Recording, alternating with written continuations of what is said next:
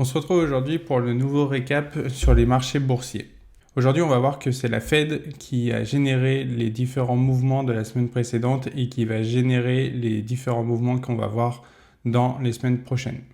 Alors, la Fed, la semaine dernière, le 1er mai, a intervenu avec son discours qu'on peut avoir mensuellement pour indiquer la marche à suivre pour les prochains mois et les prochaines semaines.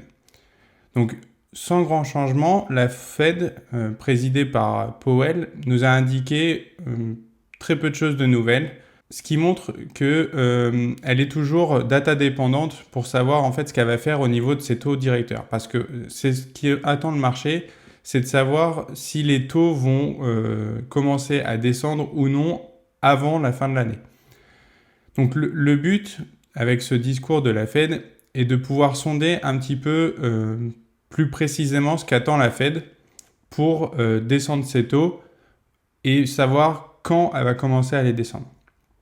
Donc la Fed, le mercredi dernier, n'a pas donné plus d'informations nouvelles que ça.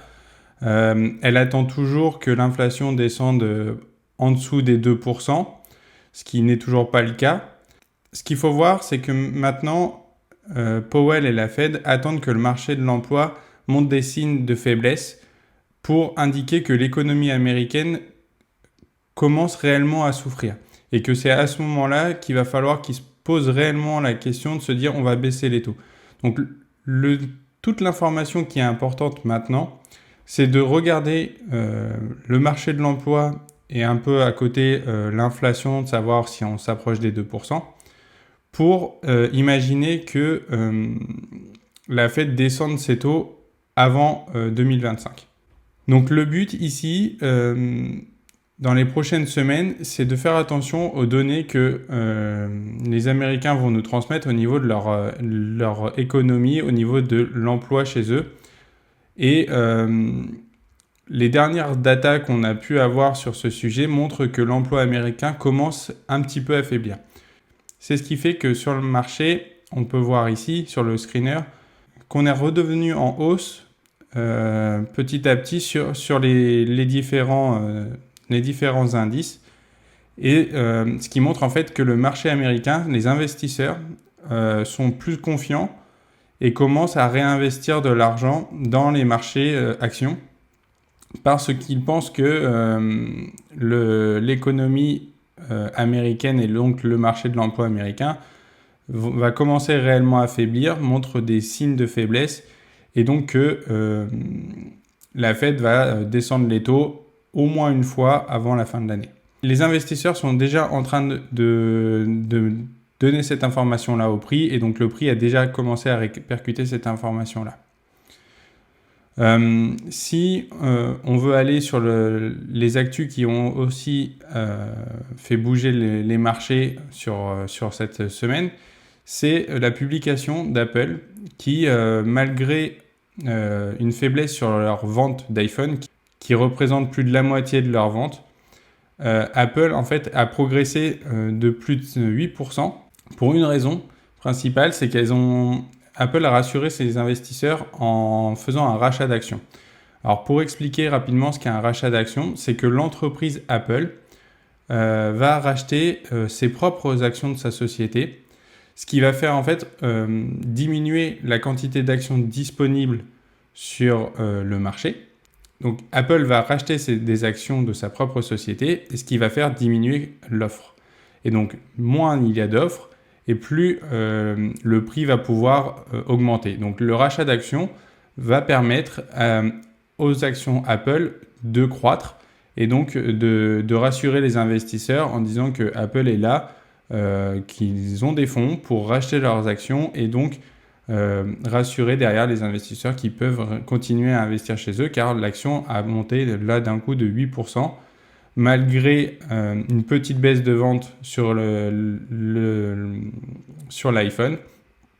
Mais entre le rachat d'actions qui est quand même historique parce que c'est plus de 110 milliards de dollars que Apple va investir pour racheter ses actions. Donc c'est un très très gros rachat d'actions. Et avec le fait que Apple va annoncer tout ce qui va être intelligence artificielle dans leur société et l'intégration dans le prochain iPhone, donc l'iPhone 16. Tout ça fait que les investisseurs sont un peu plus sereins et ce qui fait que l'action Apple a plutôt bien performé la semaine dernière. Et quand on sait que Apple est la deuxième capitalisation dans le S&P 500, qui est la deuxième plus grosse après Microsoft, forcément, les marchés du S&P 500 et du Nasdaq ont augmenté la semaine passée. Donc on va aller le voir tout de suite avec les différents marchés comme d'habitude. Donc on va d'abord commencer avec la France, avec le CAC 40. Donc on est toujours à un peu sans mouvement sur ce marché. On a eu une baisse la semaine dernière qui était assez forte, près de 2%, mais sans en fait grande importance parce que c'était plutôt par rapport aux dernières publications qui restaient. Sur le marché européen, on attend que la BCE baisse ses taux, ce qui ne devrait pas tarder. Donc pour retourner sur le S&P 500, sur le marché américain, donc on voit que après avoir une belle chute, après avoir eu une belle chute, depuis le mois d'avril, de quasiment 5%, on est en train de rebondir pour ce que je vous ai déjà indiqué, en fait, le fait que la Fed commence à montrer des signes encourageants si l'économie américaine commence à faiblir, que les taux vont baisser. Le fait que le conflit au Moyen-Orient, pour le moment, ne fait pas d'escalade. Et donc du coup, en fait, les investisseurs sont un peu plus sereins. Il y a eu les publications, plutôt de bonnes publications en général sur les grosses entreprises. Donc les investisseurs reviennent sur le marché action. Et du coup, ce qu'on peut voir ici sur le S&P, c'est que le marché rebondit. Et depuis ce creux en fait des moins 5%, on a déjà repris 3%, un peu plus de 3%, ce qui est une bonne chose. Et on le retrouve aussi sur le Nasdaq, donc sur les technologies, sur les entreprises de technologie américaines également, où on a à peu près la même structure. Et donc du coup, pour le moment, on va répercuter les nouvelles informations et on va attendre de voir les différentes datas sur l'inflation aux États-Unis et sur le marché de l'emploi. Si l'inflation continue de descendre et que le marché de l'emploi montre vraiment des signes de faiblesse, on pourra attendre le mois prochain un discours de la Fed qui sera peut-être plus dans le sens d'une baisse des taux qui pourrait venir peut-être même avant la fin d'année et peut-être même plusieurs baisses des taux avant la fin d'année. Donc toutes ces informations-là seront à prendre en compte, on reviendra dessus. Ce qu'on peut voir aussi, c'est que depuis que les marchés remontent, le marché de l'or, du gold, lui descend. Ce qui est le même principe, en fait, c'est que l'argent qui revient maintenant dans les actions, dans les marchés boursiers, en fait, il s'en va de l'or. Clairement, c'est quelque chose qui est à prendre en compte. C'est que l'or, c'est une valeur refuge. Donc, quand ça va mal, quand les taux sont vraiment hauts et qu'on ne sait pas trop où on va aller sur les taux, quand on a un conflit géopolitique, en fait, c'est l'or qui va en profiter parce que c'est une valeur qui est plus refuge, qui est moins soumise à des grosses variations. On peut voir que depuis 2020, on a très peu bougé sur l'or. On a augmenté là ces derniers temps à cause des conflits, à cause de ces taux qui ne montrent aucune baisse à venir. Et là qu'on peut commencer à espérer voir quelque chose arriver au niveau de la baisse des taux et que le conflit se stagne un peu, on voit l'or qui commence à chuter et qui du coup a quand même chuté depuis 2 semaines de quasiment 3,5%, ce qui n'est pas négligeable. On va voir comment ça va continuer, mais on pourrait voir l'argent qui est dans l'or partir sur le marché des actions. Donc ça, c'était pour la partie bourse. Si on va maintenant dans le côté crypto, ça va être assez rapide sur le côté de la crypto. La semaine dernière, je vous disais que on a quelques baisses, mais que fondamentalement, il ne se passait pas grand-chose, qu'il n'y avait pas d'annonce forte d'attente. Et donc, du coup, en fait, c'était technique.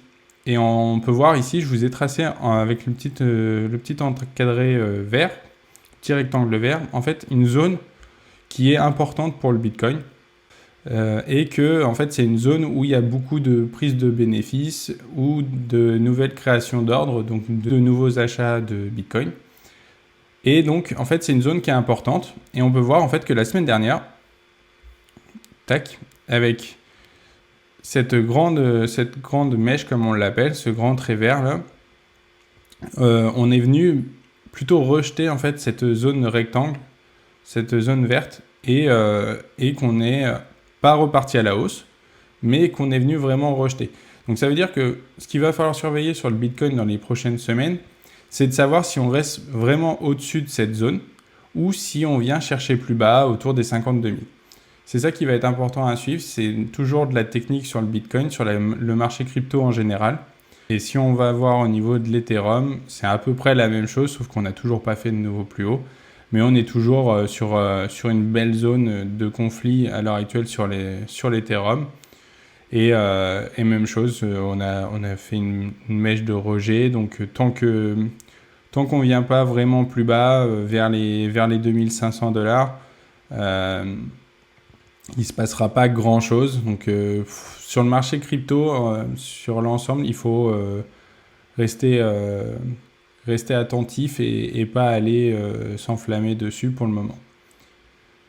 Donc voilà pour le suivi hebdo. Il n'y a pas grand-chose d'autre à dire sur la semaine. Maintenant, on va toujours bien attendre de voir les informations sur le marché de l'emploi américain et sur l'inflation. Et on verra ce que le marché va nous montrer. Donc voilà, si vous avez aimé cette vidéo, si vous avez apprécié le contenu que je fais, n'hésitez pas à mettre un like, à commenter, à vous abonner et poser vos questions, je serai ravi d'y répondre.